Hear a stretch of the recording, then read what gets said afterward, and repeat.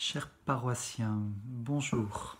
J'espère que vous allez bien, que voilà, c'est le premier jour de confinement, le premier jour de cette drôle de vie, drôle de carême que nous allons passer. Je vous invite tout d'abord à bien prier et nous allons le faire ensemble. Prions l'Esprit Saint. Viens, Esprit Saint libérateur, viens, Esprit Saint notre Sauveur, viens, Esprit Saint ô défenseur, viens, viens en nos cœurs, viens, Esprit Saint libérateur, viens, Esprit Saint notre Seigneur. Viens, Esprit Saint, ô défenseur, viens, viens en nos cœurs.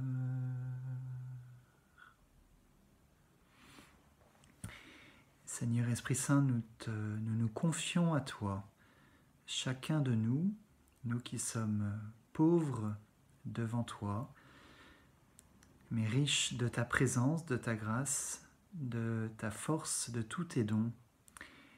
Esprit Saint, viens faire ton œuvre en chacun de nous. Aide-nous à traverser cette épreuve en ressortant grandi, plus fort, plus conscient de ta présence et de ton amour. Alors, comme je le dis régulièrement, ce qui est le plus délicat, me semble-t-il, ce sont les transitions. Voilà, nous avons l'habitude de zapper, mais en fait, on n'est pas capable de zapper vraiment. Et nous devons travailler cet art des transitions. Ce qui veut dire que les premiers jours là, de ce confinement vont être difficiles pour chacun de nous. On va devoir se mettre à un autre rythme. Et nous savons que nous en avons pour 2 semaines et peut-être plus. Nous verrons. Donc, ne soyez pas étonnés si vous vivez mal cette première journée, demain. Voilà. Voilà. Ne culpabilisez pas et ne sombrez pas dans la déprime. C'est normal. Reposez-vous, lisez, priez, appelez vos proches, appelez les personnes seules, mais faites-vous progressivement au rythme de cette nouvelle vie, de cette drôle de vie. Néanmoins, j'ai déjà eu quelques petits contacts de personnes qui sont très sensibles à la panique. Donc j'en ai parlé déjà dans ma première vidéo, mais j'aimerais vous donner un tout petit enseignement là-dessus à partir de l'exemple de Saint François de Sales. Saint François de Sales, quand il était petit, habitait un château en montagne et qui était, notamment l'hiver, assez vite plongé dans le noir, et lui était terrorisé par le noir. Son papa lui parle de ça et veut l'aider à dominer sa peur, et donc il lui dit que c'est normal d'éprouver des peurs, mais il l'invite pour justement ne pas se laisser avoir par la peur. Il l'invite à aller spécialement dans les pièces noires et à prier dans le noir. Et le petit François de Sales, qui a confiance en son père, eh bien, prend son courage à deux mains et va dans les pièces noires et prie dans ces pièces noires. Et quelques années après, il va témoigner que le noir est devenu, en quelque sorte, l'ambiance la plus favorable pour lui pour entrer en contact avec Dieu. L'obscurité est le lieu de la rencontre, pour lui, la plus facile avec Dieu. Je ne sais pas si vous réalisez, le lieu de la peur, est devenu le lieu de la communion avec Dieu. Et donc le lieu aussi d'un amour fort. C'est extraordinaire ce qui s'est passé. Il y a une transformation profonde de cette peur, de ces tentations de la peur.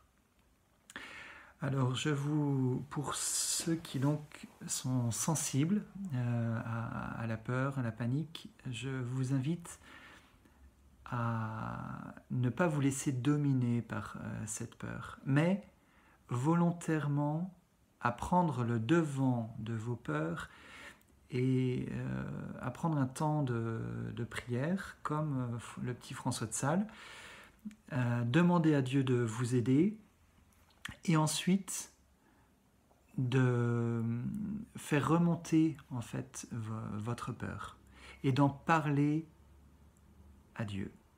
Vous lui décrivez votre peur. Vous lui dites, tu vois, là je panique parce que je ne sais pas si je vais y arriver. On va peut-être rester longtemps confiné. Moi je suis plus ou moins tout seul. Je ne sais pas si je vais tenir. Ou alors j'ai des enfants mais j'arrive pas à les tenir en ce moment. Et si ça dure longtemps, je n'y arriverai pas. Voilà. Dites-lui vos peurs. Oui. De quoi est-ce que vous avez peur? Et demandez-lui son aide concrète. Et redites votre foi en Dieu.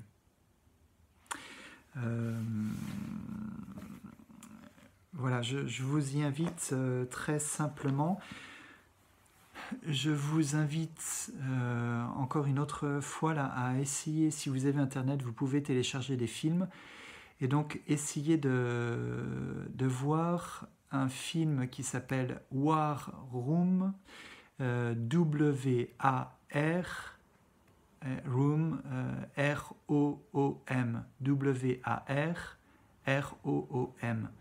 Vous verrez, c'est un beau film, c'est pas un grand film, mais c'est un beau film sur la prière, sur l'engagement dans la prière, sur la confiance en Dieu et qui obtient de belles choses, de beaux résultats. Voilà, donc, eh bien, continuons de prier pour les uns pour les autres. Appelons-nous. Si vous avez besoin, n'hésitez pas à appeler la paroisse.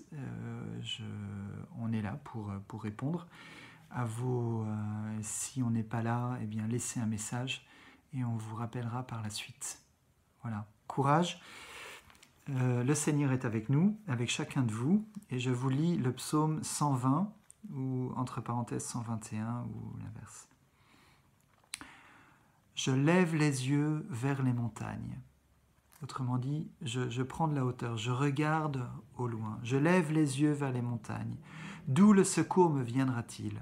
Le secours me viendra du Seigneur qui a fait le ciel et la terre, donc qui est plus puissant que tout, et donc c'est lui mon secours, et il est puissant. Qu'il empêche ton pied de glisser, qu'il ne dorme pas ton gardien. Non, il ne dort pas, ne sommeille pas, le gardien d'Israël. Le Seigneur ton gardien, le Seigneur ton ombrage se tient près de toi. Le soleil pendant le jour ne pourra te frapper, ni la lune pendant la nuit. Le Seigneur te gardera de tout mal, il gardera ta vie. Le Seigneur te gardera au départ et au retour, maintenant et à jamais.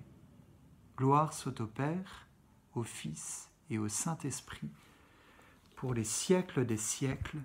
Amen. Allez, courage, Dieu est avec nous et que Dieu vous bénisse abondamment. Amen. À bientôt.